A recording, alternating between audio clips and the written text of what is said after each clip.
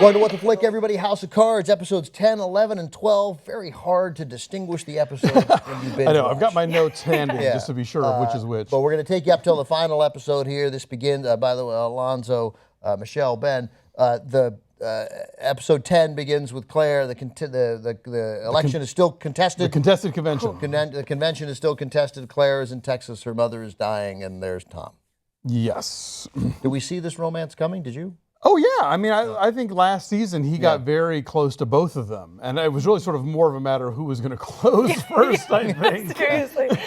But, you know, they have always had a fairly unconventional marriage. I think, you know, they had that three-way with Meacham. He has obviously had, you know, affairs probably with men and women on the side because he was involved with Zoe. And we know that he's also had, you know, dalliances with men over the years. She was involved with that photographer. So it's interesting that they're now spinning that as that whole more than marriage thing, or what's the country beyond marriage, the beyond marriage stratagem that we get to in these three episodes. So let me ask you, Michelle, then in a world where he is always, what he says is almost less relevant than what he means, right? And it's usually often very difficult to tell what he means.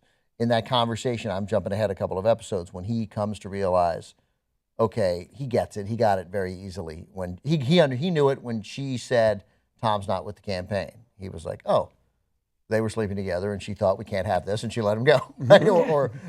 So he understood it then. And when he has that speech where he says, bring him back, is that completely honest? Where he said to bring him back to write the speech? Go ahead, bring him back as a speechwriter. You guys get to have sex as often as you want and be as intimate as you want. Yeah. You believed him? I think that he wants her to, it's hard to know because their dynamic has changed so much since we saw that the first time. So potentially there's something else going on. It certainly could cause problems for both of them. But I kind of buy that he's not jealous of her in that way, and they're not even sleeping in the same room anymore. Exactly. They'd almost be divorced. Doesn't it seem like a Bill and Hillary thing, Hannah? A little. I mean, I think they have a very pragmatic partnership, and I think the two of them know how they work together as a team. But they aren't necessarily, they're not intimate in a lot of ways. They don't share a bedroom anymore. And as I keep saying, it hasn't been raised at all over the course of the series, but if indeed they win the election and become president and vice president, they can never travel together again. Because, you know, they're always going to have to go separately.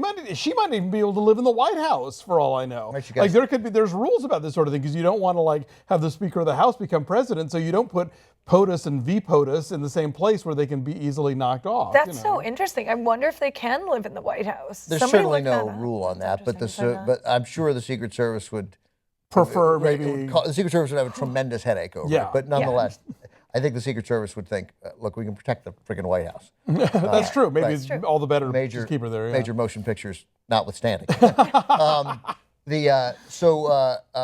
I don't know. I've come to believe it based on how we saw it play out. But at the time I watched it, I was like, what does Francis mean here? What is it? But because it's not just like you'd think, hey, you need to go get yours. We're not intimate. Have sex. But then we get that scene, right? Was that in the final? That was not in the final episode. That was which scene? The breakfast? The breakfast scene. Oh, yeah, I love that there's scene. Genuine intimacy. I mean, and Tom grabs the plates and then Francis offering the apple, which he sliced himself. A little couple of three. Yeah, it was pleasant and nice. But that's not just sex. That's emotional intimacy also. Well, here's the thing, though. I think they kind of divide the world into people they know and trust and who are on the team, or who at least, if nothing else, they have enough on this person to destroy them if they fight back. And then everybody else. Yeah. You know, when I was, you know, my husband and our friends are several episodes behind me, so I was rewatching the episode where they bring aboard Leanne's, you know, data guy. Mm-hmm. And they're all like, I don't know this guy. Can we trust this guy? Like they're very skittish because he's not inner circle. Tom has been established at this point as inner circle. Okay. He's spent all that time with them. You know, they have brought him back into the fold to keep him from publishing that book. So I think the idea of, it's not like, I don't think Frank would be thrilled at the prospect necessarily that his wife has a boyfriend. But if she's going to have somebody, at least he's been vetted, basically. Right. You know, he's manageable, he's inside, and she responds to him, and he provides her with emotional sustenance. Well, and do you think maybe he distracts her from anything that may have been going on that's negative between the two of them? Because they've had so much drama. Maybe he's trying to lessen. Could be. I mean, yeah. If Mama ain't happy, ain't nobody happy. Right. Yeah. That's right. You got to keep Claire happy, or everything is. Here's what I don't have struggled with throughout, and struggled with until the end. You mentioned the data guy. I don't get the whole. I don't understand what's happening with the website. Okay. I'm not. But I think they've at first I was a little fuzzy too, and I think they walked us through it pretty well. First, there was that whole the gun thing where they knew exactly what the message should be and how to target it and who to call, and they got all their movement on that. That was sort of a test of it. And then in the later episodes, you see like during the debate, it's all about like certain. It's like the most super focus group ever. So it's all about like use this phrase and not that phrase, and play up this adjective. Why is and this that thing. so? Word cloud. Why is that so? What's the scandal about that? What's the danger that they'll be then? Because then when they've given over that service, whatever it's called, not Google. Well, it's not Bunny Hop or whatever, Polyhop. It's the other guy's thing. I think it's a privacy issue they're worried people will be upset about, but I feel like mostly they're talking about it because it was an unfair advantage, and now they're trying to catch up. Okay, Right. but I mean, but take. then they're all worried that when that toward the end, and I'm delving I think into 13 here very slightly, but I won't give any major plot point away. But then they're worried when the NSA FBI is gonna be, and the NSA and the CIA, when they come all in to work with that service, they'll be outed, and I don't know what they're being. What Frank and Claire are at risk of being outed that for. I'm less clear about, because I'm not sure what's proprietary information. They had said early on that if you calculated the financial worth of that information, it would be high. It would break all records for like campaign donations, basically. Yeah. And so, but yeah, I mean, because Conway sort of paints that happy face on Orwell by like, here, I'm going to let you see all the things that are in this phone, Right. Yeah, I mean, I think obviously that there's that concern that people feel like their personal information is being rooted through. Good. And with campaign data, I mean, there's so many rules that go with who you can call and what phone you can call in, and can you call landline? Yeah, Can and there you was call that. house Remember, there was that whole thing this It's year with really like big. the DNC things, and could Bernie have access, and would he not? Right, and but would- those are just DNC rules. Nobody broke the law there. Right. So anyway, I've struggled with that. It's just one of those things in TV where you get like, okay, they say All it's right, that's important, a thing, so okay. that's a thing. I get it. I'm It's important. assuming it's private data they're not supposed to have access to. Yeah, I'm assuming it's NSA level type data where they're tracking things on people and in their emails. I don't think the drama has been built there effectively. Okay. Got it. The Conways I find fascinating. Yeah, like I didn't like them at first, and now I find them pretty fascinating. Yeah, I still don't like them, but I didn't like. I was like, they've cast this wrong or whatever. Sure. Now I think it's great. Yeah, no, I mean, I see Brett's qualms about Joel Kinnaman as an actor. He's a little off-putting. He's not quite the like flashy JFK but Republican guy they're trying to make him be. But I do get him as being a very sort of social media savvy, and as we learn, practically social media obsessed. Right, Like the sort of perfect millennial candidate where it's all about the optics and the image and the likes and the whatever.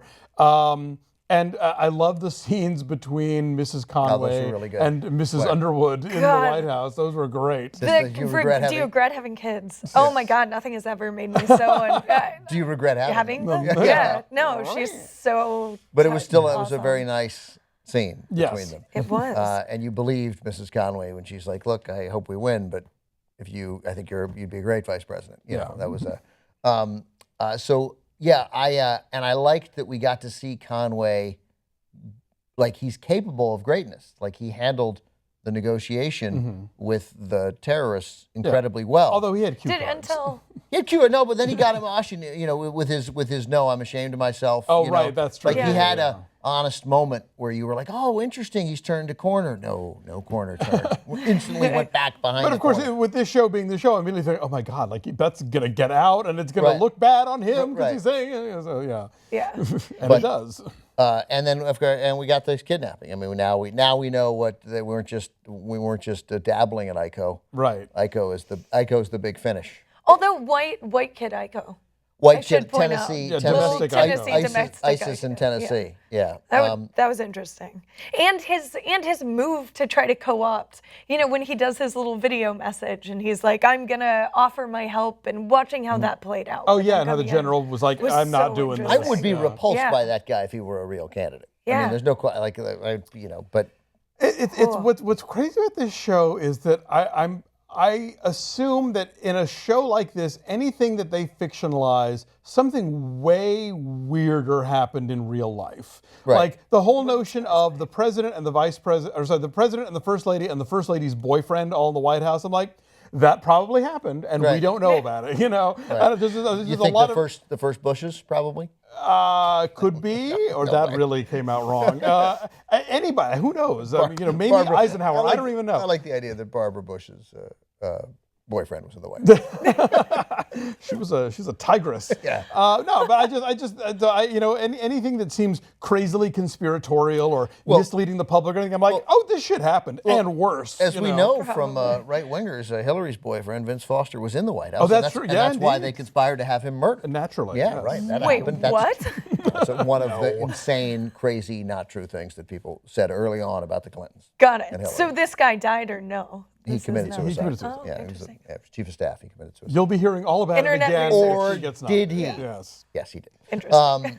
Anyway, but good stuff. I think, and certainly compelling. And I was super by the time I finished 12. Very excited. Yes, for and I 13. love that and just real quick, the mother's total willingness to please exploit my death. I insist. Oh right, Oh, very, yeah. yeah. That was really that powerful. and the scenes between Tom and Tom and the mother were Yes. good. And then the report, we get journalism closing in. Oh yeah. All the Hammersmith stuff, The Hammersmith. Oh, and it's crazy. Jackie is ready to spill her guts, and it's interesting because Freddie, we haven't talked about Freddie. Oh, right. Holy Oh, my crap! God. Right, That Freddie. was because when he turned up, I was like, oh yeah, Freddie, we haven't gotten him all season, and boy, did they make up for not having Freddie this season. He got some shit to do. He tells off Frank, he beats the crap out of Tom. It's like, Yeah. wow, Yeah. that's a nice concentrated dosage. Yeah, that but was- yeah, all the Hammersmith stuff has been fascinating because you have these people in their inner circle. Again, like I say, they like people around them who they can control, or either they're on their side or they have enough on them to destroy them if they step out of line. And here's what happens when a couple of them say, you know what, fuck it, we're spilling the beans. Yeah, compelling, I think. But Freddie was great, and again, and justified. Totally. Totally, like you come cook us ribs. Yeah, that's your. Yeah. I mean, and sorry, and it ends, and he's called what did he end with? He called him Frank, Mr. President in this building. Yeah. And he was like, sorry, you a motherfucker, Mr. President. Yeah, that's good. And I think if they really should start having simultaneous presidential, vice Totally presidential good. debates, Totally I think good. that's a cool Definitely. idea. Totally good. That would be great television. Yeah, that would be great. Barack Especially Obama on with the same whoever- page as Sarah Palin on the same stage. That would have I been was so about good. to say, whoever Trump picks as his nominee. All right, so that's episodes 10, 11, and 12 set Yeah. up for this big. We don't know where Claire's headed. She's involved in some way to solve this issue, involving the captured family, but we don't know what. I think in 12 we get that. I don't think so. I don't No, think she knew. I think 13 starts with the video hookup. So I think in 12. We see the guy getting taken out in 12, but I don't think we know that Claire's at that Okay, house well yet. then we Got it. won't tell. Maybe she isn't. Yeah. All right. But she's the nominee. Hey, look, so it's that's binge cool. watching. Right, and of course, And she is the nominee. That's huge. we left out Durant and Heather Dunbar, and they pulled. Oh yeah. and Frank scaring the living crap out of Kathy. Out of Kathy, yeah. What? Fun times. Yeah. Yeah, but maybe he can't scare his way out of every time when he's in jeopardy. Or can't he? Or can We'll he? see. All right, we'll find out. Thanks, everybody.